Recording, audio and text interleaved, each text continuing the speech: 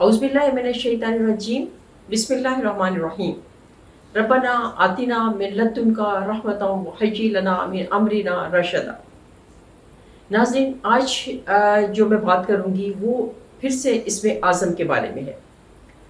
इसमें आज़म के ऊपर मेरा बहुत स्ट्रेस रहता है कि इसमें आज़म को जब आप पढ़ते हैं तो उसके वसीले से जब आप दुआ करते हैं तो इंशाअल्लाह अल्लाह ताला उसके वसीले से दुआ ज़रूर कबूल करता है। क्योंकि वैसे तो हम लोग दुआएं मांगते रहते हैं, अल्लाह ताला से बहुत दुआएं मांगते हैं, और मैंने कितनी ही वीडियोज़ ऐसी हैं जिनमें कि मैंने आपको दुआ मांगने का तरीका भी बताया है कि अल्लाह ताला से किस तरह से आप दुआ मांगें। आज एक और मैं आपको एक तरीका बता देती हूँ कि अल्लाह ताला से आप मैं कहती हूँ ना कि अल्लाह ताला से आप जब दुआ मांगते हैं तो ऐसे बात दुआ मांगा करें कि आप अल्लाह ताला के साथ डायरेक्ट कम्युनिकेट कर रहे हैं। अल्लाह ताला के साथ आप डायरेक्ट एक बातचीत जैसे होता है ना, उस तरह से आप बात किया करें कि आप ये ख्याल किया करें कि आप अल्लाह ताला को देख रहे हैं। वो कहते हैं ना कि नमाज इस तरह से पढ़नी चाहिए कि आप अल्लाह ताला को देख रहे हैं, और अगर आप अल्लाह ताला को नहीं देख रहे तो अल्लाह ताला तो आपको देखता ही है।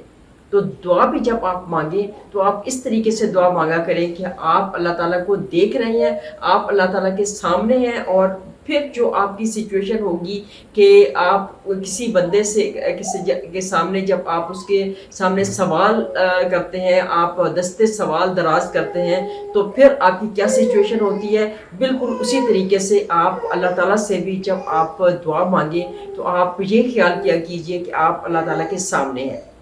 और फिर आप कभी अपने दिल की बातें भी अल्लाह ताला से कर लिया कीजिए कि अल्लाह ताला, मेरी ये रिक्वेस्ट है, मेरी ये दुआ है, और मुझे ये चीज़ चाहिए, और मुझे ये चीज़ शिद्दत से चाहिए, मैं इसके बगैर रह नहीं सकता, मुझे ये चीज़ अता कर दीजिए। आप कुल्ले शैइन कदीर हैं, आप बेहतरीन करके अता कर दीजिए। अगर ये मेरे लिए नहीं भी ठीक है तो मुझे बेहतरीन करके अता कर दीजिए। अल्लाह ताला से आप ये भी कहते हैं, अल्लाह ताला मेरी दुआओं की कबूलियत की राह में जो रुकावटें हैं, जो मेरे गुनाह, जो मेरी लग़्ज़िशें मेरी दुआओं की कबूलियत की राह में रुकावट है, आप उनको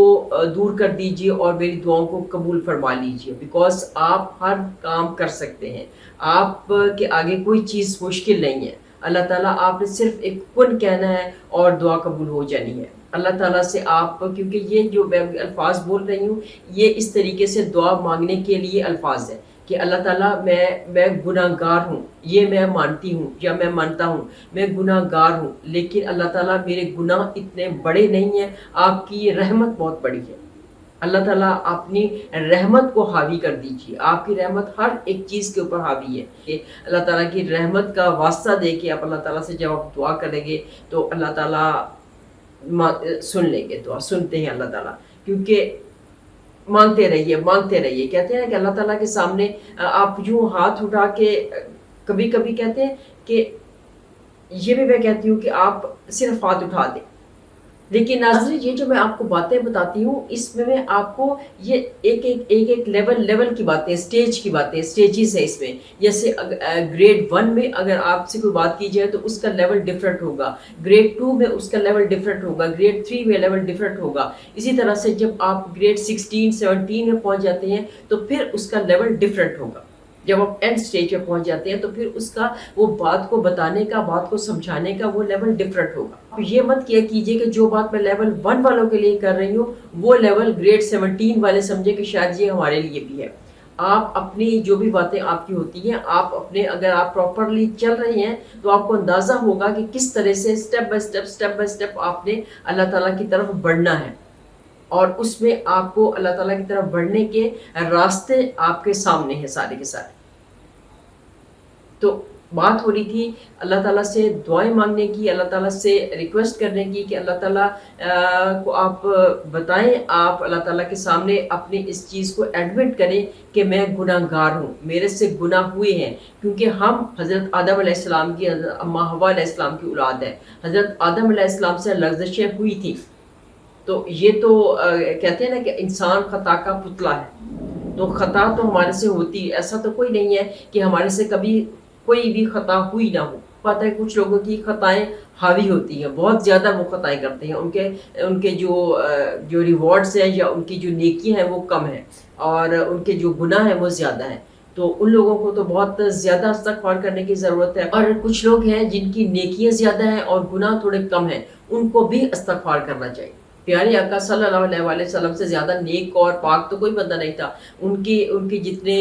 جو ان کی نیکیاں تھیں، یا ان کے جو اللہ تعالیٰ کی بارگاہ میں جو ان کا مقام تھا، وہ اس سے اتنا بڑا مقام تو کسی کا بھی نہیں ہے، لیکن اس کے باوجود آپ صلی اللہ علیہ وآلہ وسلم روزانہ 100 بار استغفار کرتے تھے، روزانہ ایک تسبیح استغفار کی کرتے تھے۔ تو ہم لوگ تو اتنے گناہ گار ہیں، ہمیں چاہیے کہ ہم لوگ بھی استغفار بہت زیادہ کریں، اور استغفار کرنے سے آپ کا دل بہت سافٹ ہو جاتا ہے۔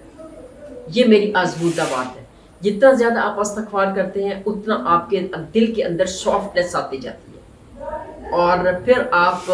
اللہ تعالیٰ کے سامنے جاتے ہوئے، اللہ تعالیٰ کے سامنے ہاتھ اٹھاتے ہوئے، اللہ تعالیٰ کے سامنے سجدہ کرتے ہوئے آپ اپنے اوپر کنٹرول نہیں رکھ سکتے، کیونکہ آپ کو پھر فیلنگ آتی جاتی ہے کہ آپ اللہ کے سامنے ہیں، اور جتنا آپ اللہ کے قریب جاتے ہیں اتنا آپ اللہ سے ڈرتے ہیں۔ یہ بڑے پتہ کی بات ہے ناظرین۔ کہتے ہیں کہ آپ جتنی کسی کے ساتھ آپ کی دوستی ہو جاتی ہے، کسی کے ساتھ اپنے جیسے آپ کے جو آپ کا بہت پیارا دوست ہے، یا آپ کے جو بہت پیارا کوئی بہن بھائی ہے، یا آپ کے ماں باپ ہیں جن کے ساتھ آپ کو، اگر کچھ بچوں کو ماں باپ کے ساتھ بہت زیادہ لگاؤ ہوتا ہے، کچھ بچوں کو ماں باپ کے ساتھ اتنا زیادہ لگاؤ نہیں ہوتا ہے، تو جس کے ساتھ آپ کی آزما لیں، آپ جس کسی کے ساتھ بھی آپ کی بہت زیادہ کلوزنس ہوگی، آپ اس کے ساتھ کوئی بھی لغزش کرتے ہوئے، کوئی بھی غلطی کرتے ہوئے آپ ڈریں گے کہ یہ بات کہیں اس کو بری نہ لگ جائے۔ تو یہی بات ہے کہ جب آپ اللہ تعالیٰ کے ساتھ جتنا زیادہ اللہ کے کلوز جاتے ہیں، اللہ پاک کے جتنا زیادہ قریب جاتے ہیں، آپ ڈرتے ہیں کہ یہ بات میں نے کی تو اللہ تعالیٰ کو کہیں بری نہ لگ جائے، تو اس لیے آپ گناہوں سے بچنا شروع کر دیتے ہیں۔ آپ دیکھیے کہ اللہ تعالیٰ کے جتنے پیغمبر آئے ہیں، یا اللہ تعالیٰ کے جتنے انبیاء ہیں، وہ اللہ تعالیٰ سے بہت زیادہ قریب تھے، اللہ تعالیٰ سے ڈرتے تھے، اور اسی وجہ سے وہ گناہ کم کرتے تھے۔ تو ہم لوگ تو کہتے ہیں کہ بس اللہ تو ہر چیز معاف کر دیتے ہیں، ہم یہ گناہ کر لیں اللہ معاف کر دیں گے، ہم یہ گناہ کر لیں اللہ تعالیٰ معاف کر دیں گے، کیونکہ ہمیں اللہ تعالیٰ کے ساتھ ہماری کلوزنس نہیں ہے۔ جتنی ہم کلوز ہوں گے اللہ کے، اتنی زیادہ ہمیں اللہ تعالیٰ سے ڈر جو ہے وہ ہمارا بڑھے گا۔ تو اس لیے آپ استغفار کا سٹارٹ کریں، اور استغفار روٹین میں ہر نماز کے بعد، نماز نہ بھی پڑھنی ہو، نماز کے بغیر بھی آپ دن میں جب بھی آپ کو ٹائم ملے آپ استغفار ضرور کریں۔ اور دوسری بات جو ایک اور جو میں سٹارٹ کی تھی بات، وہ بات پھر نکل آئی استغفار پہ آ گئی میں، لیکن سٹارٹ میں نے بات کی تھی اسم اعظم کی۔ تو اسم اعظم جو ہے یہ 3 صورتوں میں کنفرم ہے۔ ناظرین، ایک صحابی تھے تو انہوں نے پیارے آقا حضرت محمد صلی اللہ علیہ وآلہ وسلم سے دریافت کیا کہ آپ بتائیے کہ اسم اعظم کون کون سی صورتوں میں ہے۔ کہتے ہیں کہ قرآن پاک میں اسم اعظم ہے، اور کون کون سی صورتوں میں اسم اعظم ہے۔ تو پیارے آقا صلی اللہ علیہ وآلہ وسلم نے کہا کہ 3 صورتوں میں اسم اعظم ہے، ایک سورت بقرہ، دوسری سورت آل عمران، اور تیسری سورت طٰہٰ۔ تو بس آپ صلی اللہ علیہ وآلہ وسلم نے اتنا ہی فرمایا، اور اس کے بعد وہ صحابی جو تھے وہ گھر آئے اور انہوں نے آ کے تو تلاش کرنا شروع کر دی، ان تینوں صورتوں کو انہوں نے پورا کا پورا بڑے اچھے طریقے سے اس کو جو ہے نا وہ ڈیٹیل میں دیکھا کہ کیا چیز تینوں میں کامن ہے، کیا چیز تینوں میں مشترک ہے۔ تو پھر انہوں نے وہ اس نتیجے میں پہنچے کہ سورت طٰہٰ میں بھی، اور سورت بقرہ میں بھی، اور سورت آل عمران میں بھی، تینوں میں ایک آیت ہے جو کہ جس میں جیسے سورت بقرہ میں آیت الکرسی ہے، اللہ لا الہ الا هو الحی القیوم، اور اس کے بعد سورت آل عمران میں بھی ہے۔ سورت آل عمران سٹارٹ ہی ادھر سے ہوتی ہے، الف لام میم اللہ لا الہ الا هو الحی القیوم، اور اس کے بعد ناظرین سورت طٰہٰ ہے، اس میں ایک آیت ہے وَآنَتِ الْوُجُوهِ لِلْحَيِّ الْقَيُّومِ، اور اس کا مطلب ہے کہ تینوں میں حی القیوم جو ہے وہ مشترک آ رہا تھا، اور جہاں سے پھر وہ جو صحابی تھے وہ اس نتیجے پہ پہنچے کہ حی القیوم جو ہے اس میں اسم اعظم ہے۔ اسی لیے ناظرین یہی کہا جاتا ہے کہ دعاؤں کی قبولیت کے لیے ان لمیٹڈ یا حی یا قیوم کا ذکر بھی کرے، کیونکہ اس میں اسم اعظم کنفرمڈ اسم اعظم ہے۔ باقی تو میں آپ کو ہمیشہ بتاتی ہوں کہ جو بھی کسی چیز کو فریکوینٹلی جتنا آپ پڑھیں گے، جتنی ریپیٹیشن آپ کر کے پڑھیں گے، تو وہ اللہ تعالیٰ کے اسم پاک جو ہے وہ اسم اعظم بن سکتے ہیں۔ لیکن یہ جو حی القیوم ہے یہ کنفرم ہے، سورہ بقرہ، سورہ طٰہٰ، سورہ آل عمران، اور تینوں میں جو مشترک ہے جو دو لفظ وہ حی القیوم ہے۔ تو جہاں سے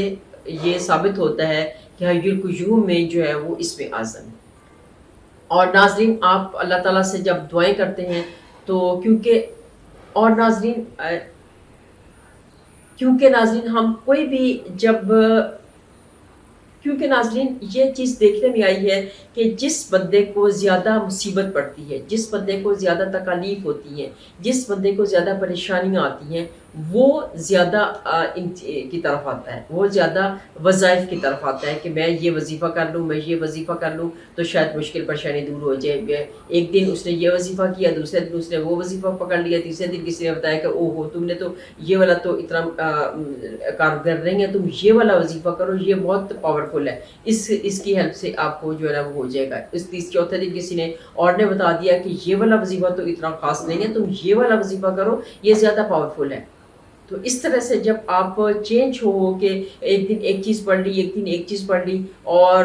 اثر تو ان کا ہوتا ہوگا لیکن اتنا فریکوینٹلی اثر نہیں ہوتا ہے جتنا آپ کسی ایک چیز کو کہتے ہیں کہ کوئی، کیونکہ اللہ تعالیٰ بھی کہتے ہیں کہ تھوڑا عمل کر لو لیکن کانسٹنٹ رہو اس میں،